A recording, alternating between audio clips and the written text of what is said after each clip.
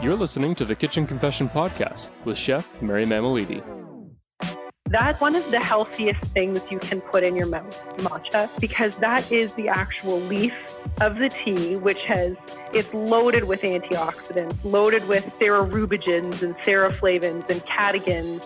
And those are just types of antioxidants, which, research has told us they reduce the buildup of free radicals. And free radicals are what we've been told are responsible for cancer and aging and dementia. And so when you're ingesting the entire leaf that's been ground up, that's what matcha is, you're getting all of those benefits. I'm Mary Mamalidi, and you're listening to the Kitchen Confession Podcast. We're going to chat with some taste experts to learn how to develop a keener palate for cooking. Hi, Heather. Hi. Thanks so much for coming on the show. Oh, thanks for having me. Why don't you just go ahead and introduce yourself to our listeners? Okay, my name is Heather Hind, and I'm a certified Tea Sommelier with the Tea Association of Canada. I went to Mohawk College and studied for a couple of years with their program there, and I learned a lot about tea. I learned different flavor profiles. I learned how to taste and tell the difference between all the different tea types. I learned the history. All kinds of really great things, how to pair tea with different foods. It was a lot of fun. What is it about tea that you love so much? For most people, tea starts with a tradition. For me, my love of tea started when I was a little kid. I always remember sitting around the table with my nana or my grandma. If it was my grandma, we always had like the dainty little teacups, and we would sit down and have a cup of tea after dinner, or just to have conversation. If it was with my nana, then we would have like my mom there and my aunts, and we would just sit around and talk and laugh. And I can remember doing this from always.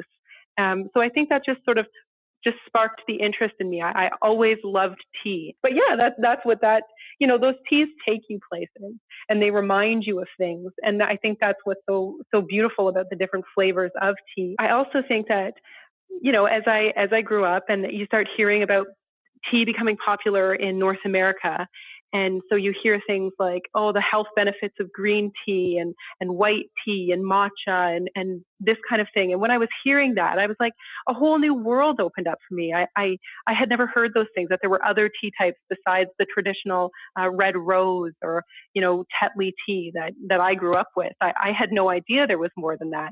So hearing all of these little buzzwords coming at me now, I just sort of, it started to really pique my interest. Well, what is this?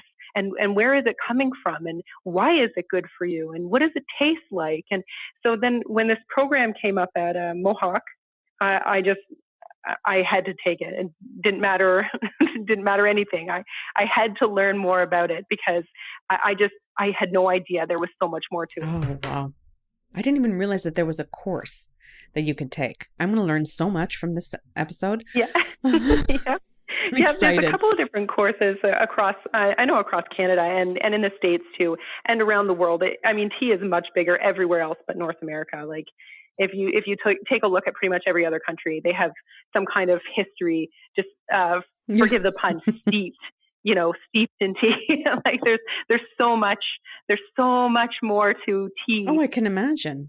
Because we look at a cup of tea and we only see the end product. And no one ever really stops to think about what goes into this process. Right. And there's so much. What is the process of making a white tea or a green tea or black? It's all the same plant. Okay. So wait, they all come from the same plant?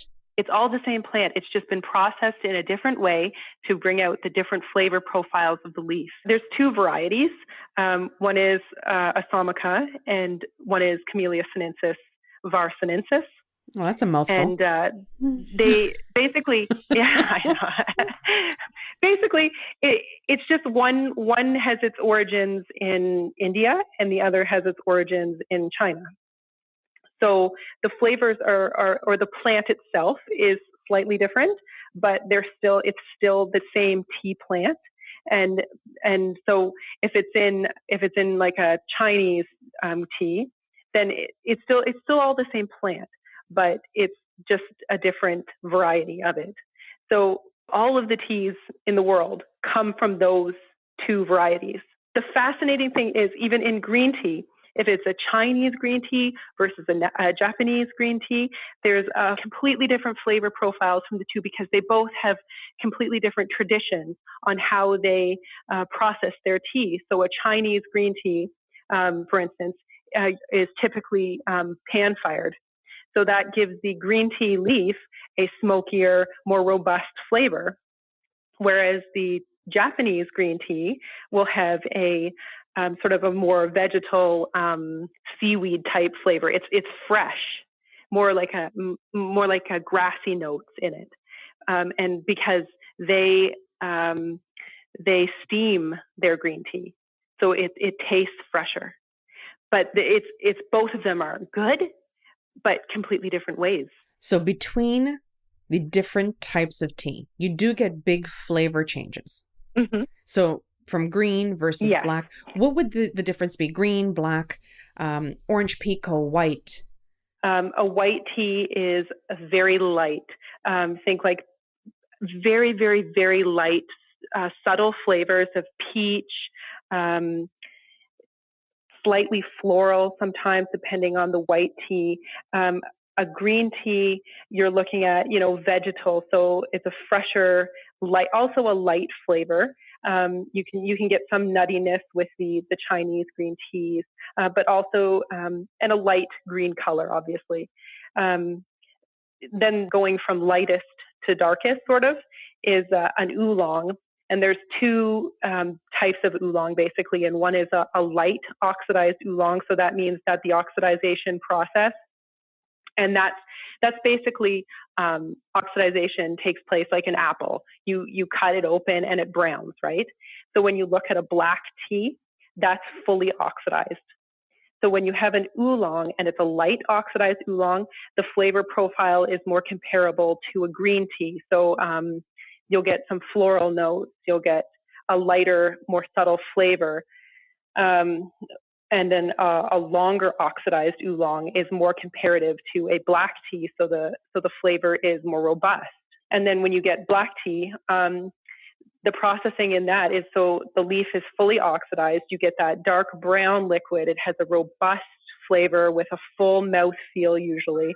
You can even have like some black teas that are kind of lighter, more like a long oxidized oolong. It gets very complicated, but it's so interesting.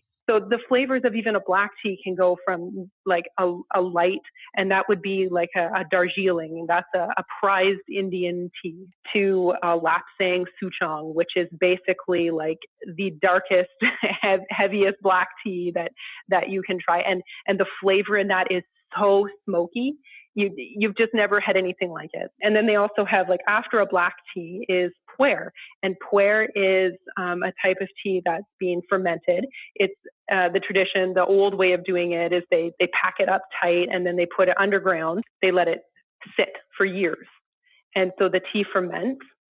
And then you take that out. And the flavor from that is something like, I can only describe it as the smell of the inside of a barn. That is the flavor of it, but there's so much more to it, so much more complexity to that flavor, that it's actually good. Like, the way I describe it doesn't sound great, but it's something that you have to try, because you won't. I have. Oh, you have? There was this whole craze going on at one point about pu'er tea. Yes. It's supposed to be good for your digestion, right? Something like that. Yeah. Something like that. And now, it's not to overshare, but I went and I tried it. That's why most people try it. Yeah. And you know what? It's got a nice taste to it. I was pleasantly surprised. You know what I'm talking about then when I say it's like the smell of the inside of a barn. It kind of has that taste to it where it's very earthy. And it's yeah. And when we're saying the inside of a barn, it's not animal-filled barn.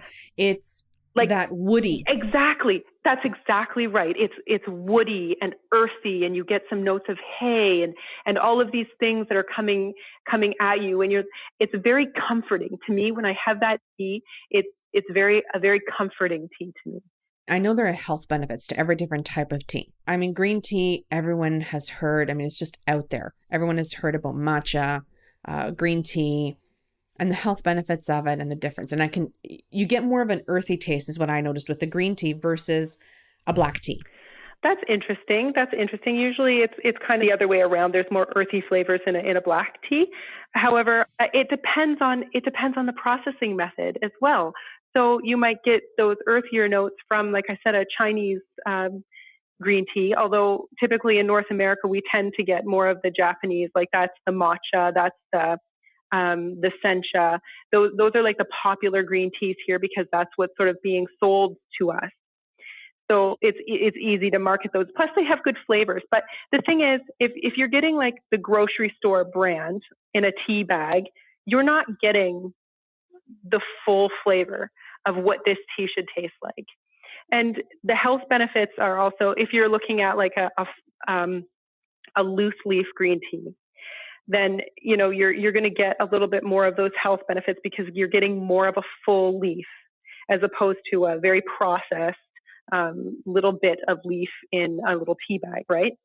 And also with the matcha, that's one of the healthiest things you can put in your mouth, matcha. It has basically, because that is the actual leaf of the tea, it's loaded with antioxidants, loaded with things, therorubigens and seroflavins and catechins.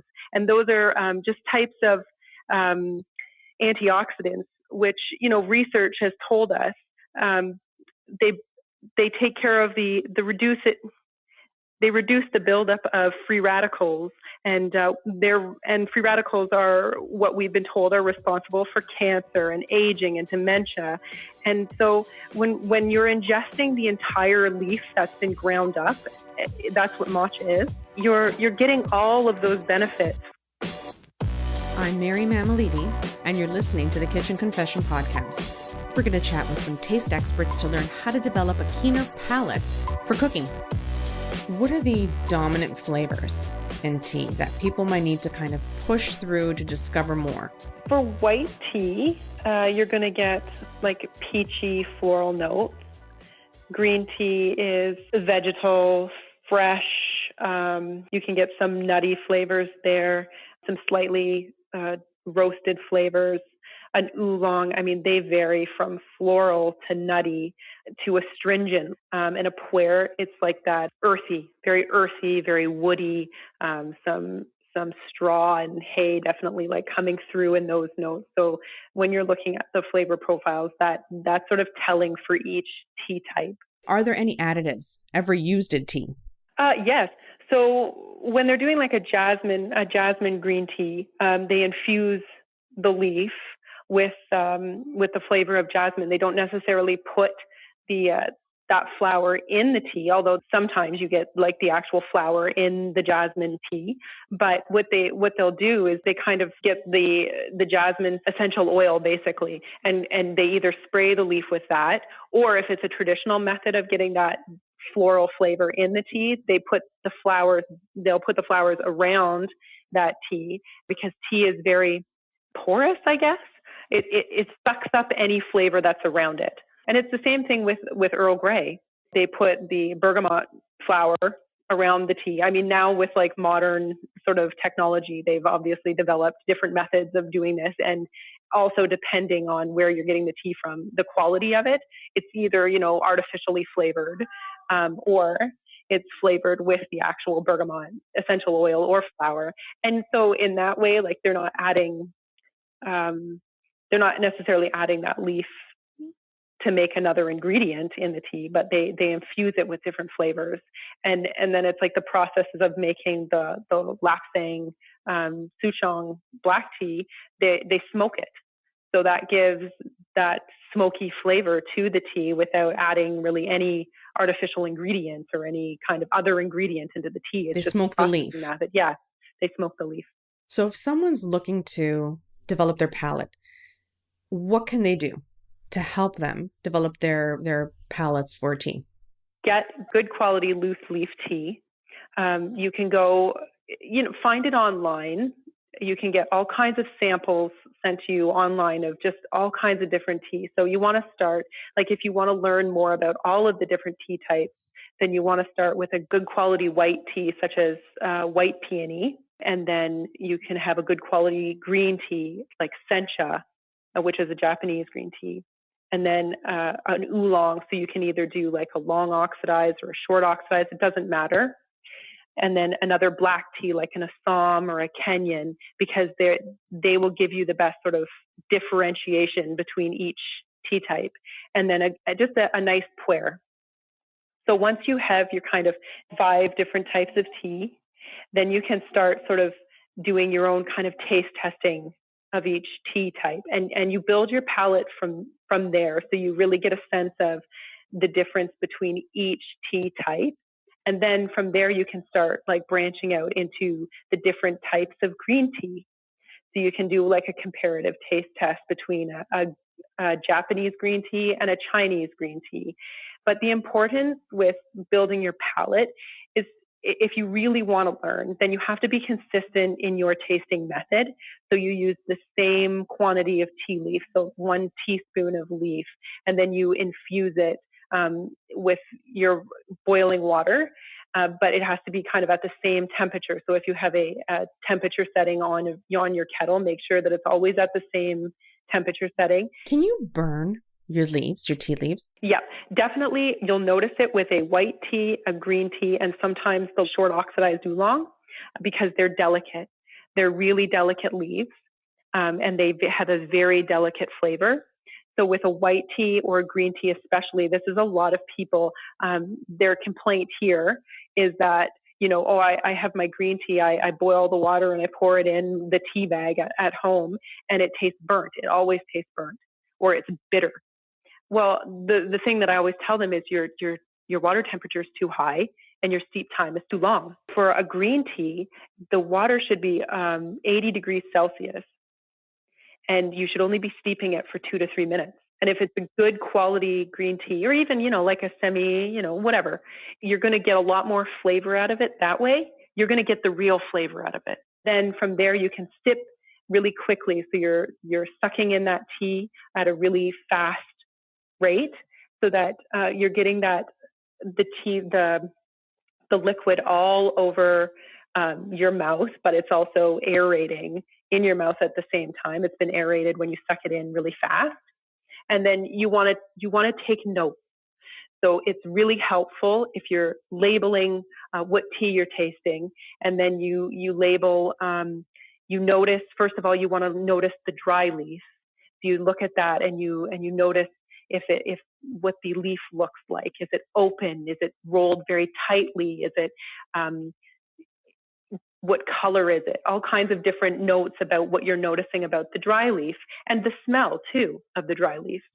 And then you infuse it with the water, steep it for your 5 minutes, and then you take the lid off of your little steeping cup, and when you do that, you notice the smell of it again. You're noticing the color of the infusion, whether it's a dark color or a light color, and then you take the sip, and then you notice the flavor. Is it where it's hitting you on your tongue? Is it bitter? Is it astringent? And astringency is that the dry mouth feel that you get. Is it, what notes are you noticing? Is it woody? Is it nutty? Is it spicy? Is it sweet? Is it floral? So you want to take those kind of notes. So each time you're tasting these things, you're noticing the subtle differences between each tea. But I would just, for me, I would just start with having like one tea from each different tea type, and really getting that, opening your eyes to the differences, like the huge differences between the tea types. Are there any common pairings with tea? Yes, definitely. With food, it depends what you're looking at. Like for entrees, or like a main dish with white tea, you're looking at white fish or green vegetables pair really well. Or commonly, like with desserts and fruit, you want to pair a white tea with a stone fruit. If you pair it with a stone fruit, you're never going to have a problem. It's going to be good, because a lot of peachy notes come through with white tea. With a green tea, you want to consume that with like shellfish, or you can have white chocolate with it. Oolong pairs really well with grilled vegetables or poultry, or poultry either grilled or roasted, depending on if it's a long oxidized or a short oxidized. Because if it's a grilled, that would pair better with the short oxidized, and if it's roasted, that's going to pair better with the long, just so the flavor profiles. With black tea, you can have that with beef or game, pairs really nicely with it. Also, when you're looking at desserts, you can pair it with milk chocolate or mint chocolate. My favorite is a cup of tea, like a cup of black tea with mint chocolate. Oh, like yum. Oh, it does sound and good. then with puer, you want to pair that with like a heavy stock soup or rich creamy sauces. You can pair it with dark chocolate. That's the same as the lapsang souchong. You want to pair that with like a dark chocolate or something heavy, like a goat cheese or something like that. Now I ask all my guests to give me one of their favorite kitchen confessions. And is there anything you have that's even related to tea? I can't think of anything other than That's all right. I just experiment. Like I don't always know how the flavor is going to come out when I'm blending something. For if somebody asks me for, tea for, a health, like a inflammation or something like that, and I'm putting a bunch of herbs together, and I'm like, well, this sounds like it might be good, but I don't know. And then I put it all together, and usually it turns out amazing, and I'm always surprised. Oh, so what's the most unusual pairing that made a surprisingly big impact? I tried a recipe one time that was lapsang, so the smoky black tea with cream cheese, just to make a dip, like a smoky dip. And so I would just like crunched up some lapsang souchong leaves inside a cream cheese dip. It was delicious. And I was so surprised because I couldn't think of anything that I would want to drink this tea with. The flavor so overpowering, but it was so good. Yeah, it was so good. It's that smoky. Yeah, you have to try it. It's, you have to try all kinds. I think I'm going to have to. Yeah. You'll be surprised. Now, would you leave us with your favorite pairing or a recipe for something great that we can cook or have with tea? Oh, sure. As I mentioned, you could do, a som with a mint chocolate. Anything would be delicious. That's probably my favorite tea pairing. But I've tried Earl Grey cookies, and I found a really great recipe that I've tried, and they're amazing. So it's a Earl Grey infused sugar cookies. And so basically, you just pulse together the dry ingredients with the tea leaf right in it. So you're putting like the flour and the sugar and everything, and the Earl Grey tea. You can use tea bags right from, the store, or if you've got a good quality loose leaf tea, that's good too, because you'll get a better flavor. And then so you pulse all the dry ingredients together, and then you just basically roll out the cookie dough and cut it up. So it's just a sugar cookie recipe. You're just adding in the Earl Grey tea to the recipe and mixing it up all together. Yummy. That sounds good.